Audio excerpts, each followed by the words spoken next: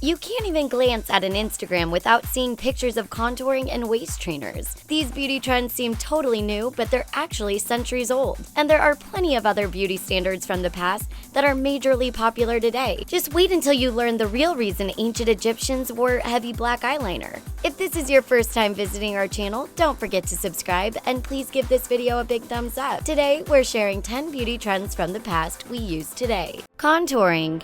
Kim Kardashian helped put contouring on the makeup mat, but it's actually not a new invention. Shaping the face using light and dark shades has been around for centuries, and if you go way back in time, it looks pretty much as ridiculous as those clown paint tutorials. Back then, it wasn't about giving the illusion of a super sculpted face for an Instagram selfie, though. Makeup artists and stage performers used the technique out of necessity. In the mid-1500s, actors on stage in Elizabethan England wanted the audience to be able to see their expressions clearly, so they applied chalk and soot to their faces to help make their emotions stand out. But then, contouring went through a more subtle stage. Once artificial lighting was introduced in the 1800s, a more understated approach was needed to accentuate performers' faces, and so grease paint and pancake makeup came in. By the 1920s, contouring was used on actresses like Marlene Dietrich for their movies. The German actress was apparently a fan of using shading and sculpting to emphasize the natural lines of her face. Then makeup artist Max Factor took inspiration from stage actors' makeup techniques and created his own version of shading the face for film. His makeup school released the first ever step-by-step tutorial on contouring in 1945. That's why so many people credit him with coming up with the term contouring. Microblading. Eyebrows have been big news for a while now, thanks in part to Cara Delevingne. Of course, people have been augmenting their brows for thousands of years. In ancient Egypt, they painted theirs with carbon and black oxide substances. Unmarried ancient Greeks used black incense to touch up their eyebrows. Commercially made products were first available in the 1920s, and we've been using them to color our brows ever since. Next came tattooing, and now the latest trend is microblading. This semi-permanent technique is different to tattooing, as the effects last for up to 3 years before starting to fade. Discomfort is minimized with numbing cream and liquid anesthetic. Then individual strokes are applied one by one with a special microblading pen. It's believed by some that the process dates back to the days of the samurai in Japan. There are stories of samurai inventing a thin blade hundreds of years ago, with geisha girls having microbladed brows. But there are other suggestions that it originated in China, and yet more claims linked to ancient tattoo techniques 5,000 years ago. Regardless of where it came from, this eyebrow embroidery in its modern form started trending in Asia, and it's certainly booming in the West now. Face jewels. Sticking gems onto your face is a festival makeup staple, and facial jewelry has also been a feature of fashion shows for several seasons. It reached official trend status at the Spring-Summer 2016 shows, with gemstones and bejeweled cat eyes gracing models' faces on the runways. For 2017, the emphasis is on putting jewels around the eyes. Makeup artist Susan Posnick told Bustle that the key places for colored stones are along the lash line and at the outer corners of the eyes. But wearing jewels on your face, specifically in between your brows, has a long history and religious significance in the Hindu faith. It certainly did not start out as a beauty trend. It's actually a spiritual symbol sometimes referred to as the third eye. And it caused outrage in 2014 when festival goers at Coachella were pictured wearing the trend. Vanessa Hudgens was one of the most high-profile people to do it. Selena Gomez also came under fire for wearing a sparkling bindi for her performance at the MTV Awards in 2013, and Gwen Stefani regularly wore them in the 1990s. There's been great debate about whether this is another example of cultural appropriation. There was even a #ReclaimTheBindi movement on social media, but other commentators embraced it as an example of women finding each other's cultures beautiful. What is your view on it? Glitter. Glitter is all over beauty at the moment. Sure, we've seen glittery nail polishes for quite a while, but the shiny stuff is now creeping its way all over our makeup, like the glitter lips that dominated the models' faces at Fendi's Spring-Summer 2017 runway show. That's thanks to makeup artist Pat McGrath, whose glitter collections sell out fast. And how about the glitter cuticles that caught everyone's attention at Rodarte, or the shimmery shapes on models' faces at Giamba? And then, of course, there are glitter roots. They have become a festival hair must-have, popping up on everyone's Instagram feed. But glitter makeup isn't a modern invention. It actually dates all the way back to the ancient civilizations of Egypt, China, Greece, and Rome. They not only used sparkle in their cave paintings, but also in their makeup. They didn't have the same kind of chemical advances as we do now, so how did they get that shimmer effect? An exhibition about Pompeii at the British Museum in London revealed the importance of makeup to the women of the Roman Empire, and it also showed how a dusting of finely crushed golden mica brought sparkle to their faces. The glitter we know today originated in New Jersey in 1934. Meadowbrook Inventions' Henry Rushman found a way to grind up plastics to make them catch the light, and his company is still the leading glitter manufacturer and supplier in the world. Nail polish.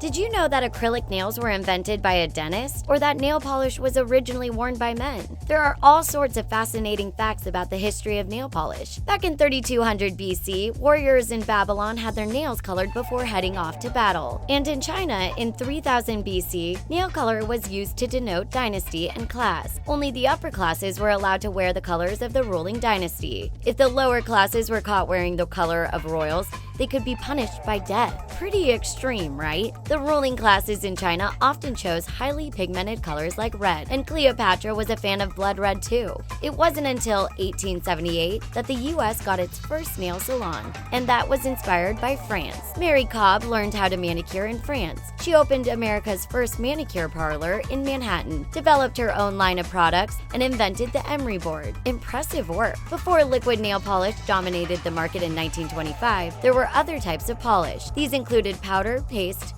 cake, and stick. They were invented by Cutex, which started out producing cuticle extract. The world had to wait until 1950s for acrylic nails to be invented. Dentist Frederick Slack broke a nail at work and repaired it with aluminum foil and dental acrylic. This false nail looked so realistic, he set to work with his brother to create acrylic nails.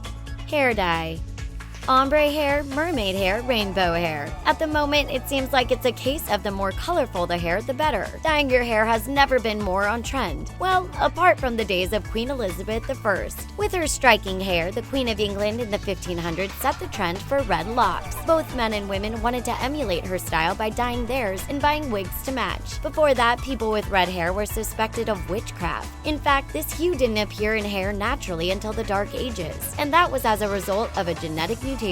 In the years before Queen Elizabeth I, hair dye was primarily black. The ancient Egyptians used henna to hide gray hair, and the Greeks and Romans made a permanent black hair dye, but eventually discovered it was toxic. In contrast, other ancient civilizations, like the Saxons, were dyeing their hair various vibrant colors. They did this to intimidate their enemies on the battlefield and to show their rank. So, how about the kind of synthetic dye that we use today? That wasn't invented until 1863. English chemist William Henry Perkin created the first synthesized dye by accident. He was actually trying to find a cure for malaria, but what he discovered was the color mauve, which he named mauvine. His chemistry professor, August Hoffman, soon developed a color-changing molecule from mauvine, and that is still the foundation of most permanent hair dyes today. The first commercial chemical dye came along in 1907. It was created by Eugene Schuler, who went on to found L'Oreal. Wigs. Kylie Jenner's love of wigs has put them back on the beauty radar in a big way, but they've been fashionable throughout the ages in various guises. They're another beauty trend that dates back to ancient Egyptian times. Both men and women wore wigs made from sheep's wool or human hair. Women kept their real hair short, and men shaved their heads. Then in ancient Rome, women wore wigs as fashion accessories, with the color blonde being particularly fashionable. Wigs took a backseat for a while, becoming popular again in the 16th century. It's said Queen Elizabeth I owned more than 100 wigs herself, and her subjects copied her. In 1660, Charles II brought the fashion for periwigs from France. These were curly, long, and covered in powder and perfume, and men started shaving their heads to make space for their wigs. From around 1730, the fashion switched to the toupee style, with fake hair mixing in with real hair. But men stopped wearing wigs by the 19th century, while women continued to wear hair pieces as accessories. And Kylie Jenner is certainly flying the flag for wigs these days. Her hairstylist, Jonathan Colombini, credits Kylie with changing the game when it comes to wearing wigs. He told the Daily Telegraph in Australia that before Kylie started donning them, wigs were the territory of old ladies. So he believes it's Kylie who has helped to blast that stereotype and the stigma that came with it. Corsets. They were popular back in the 19th century, and now corsets and waist trainers are all the rage again. This time, mainly, it's thanks to the Kardashians and the Jenners. And they're not the only ones sharing snaps of themselves wearing waist shapers on Instagram. Nicki Minaj wore one while warming up on the tour to stay in shape. Ciara wore one to help get her pre-baby body back after having her son. So did Jessica Alba, who told Net-a-Porter magazine that wearing a double corset day and night was brutal. But she added that wearing it for 3 months after having her children was worth it. Khloe Kardashian felt like a superhero in hers. Kylie Jenner wore hers to maintain and accentuate her curves. And the woman behind the brand Kylie promoted made millions in sales. But waist trainers aren't anything new, of course. They're essentially corsets. These stiffened bodices have been around for centuries but didn't get the name corset until the 19th century. They were previously called stays. Women wore them to shape their torsos into the fashionable silhouette of their time. But they became a concern for physicians who were worried about the side effects of women's internal organs. Corsets were extending below the waist to match the new style of dress in the 1870s. When they were tightly laced, as was popular in the 1890s, the inner organs were forced downwards. Corsets were redesigned but then fell out of style in the early 1900s anyway, with the rise of feminism. Madonna and Jean-Paul Gaultier helped put them back in the spotlight in the 1980s and 1990s. Beauty marks. Marilyn Monroe is one of the most iconic faces of the 1950s, and her beauty mark was part of her appeal. The mole to the left side of her mouth had such an impact on other women that they started to draw fake ones on to copy their idol. And these days, celebrities use piercings rather than pencils to create faux beauty marks and dimples. Blac Chyna famously pierced her cheeks, and Amy Winehouse also sported a piercing in the same spot as Marilyn's beauty mark. Cindy Crawford, of course, had her own real one, but the history of beauty marks goes way further back than Marilyn. Back in the 19th century, the Victorians were very interested in moloscopy. This was a part of phrenology, which was the science of using someone's head to determine their personality. They thought it was possible to identify character traits based on the placement of moles. For example, a mole near the mouth denoted high levels of sensuality. Go all the way back to classical Chinese medicine, you'll find the tradition of molemancy, too. This determined a person's luck based on the placement of their moles and birthmarks. In the 18th century, women in Western Europe loved beauty marks so much, they wore fake ones as a tool for flirting. They wore felt patches in elaborate shapes, like a carriage, to show what they were looking for in love. Heavy eyeliner.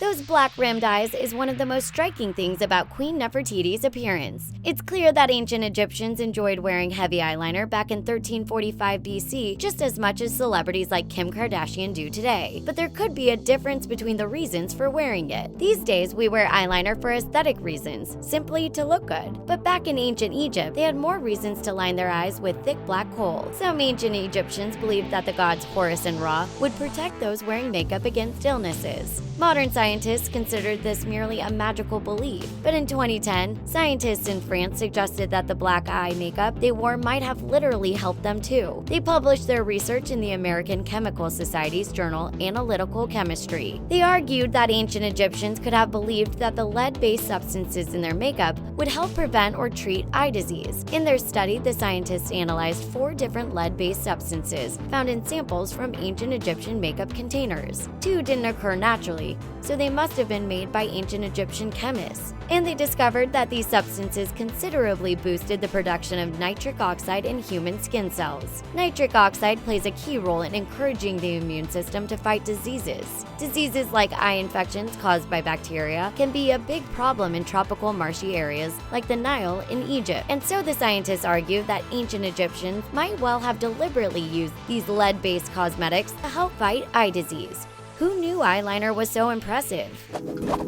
Which beauty trends from the past are you on board with today? And which do you think should have stayed in the past? Let us know in comments and give our video a big thumbs up. Thanks for watching.